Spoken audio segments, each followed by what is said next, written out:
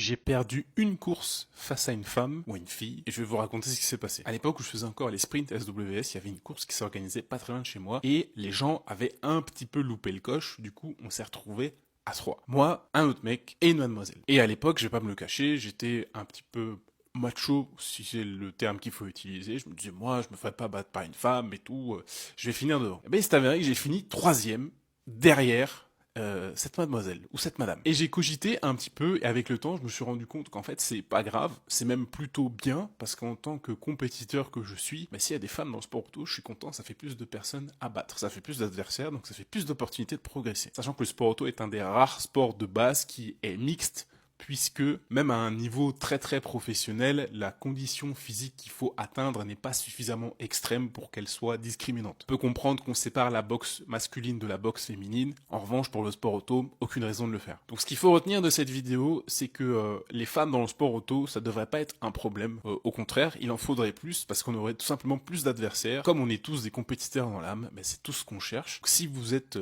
une petite fille, une dame âgée ou quoi que ce soit d'autre et que le sport auto vous intéresse, pratiquez, n'écoutez pas ce que les autres vous disent. La seule chose qui compte, c'est le chrono. Et si vous êtes devant, personne ne pourra vous dire quoi que ce soit en étant honnête avec lui-même.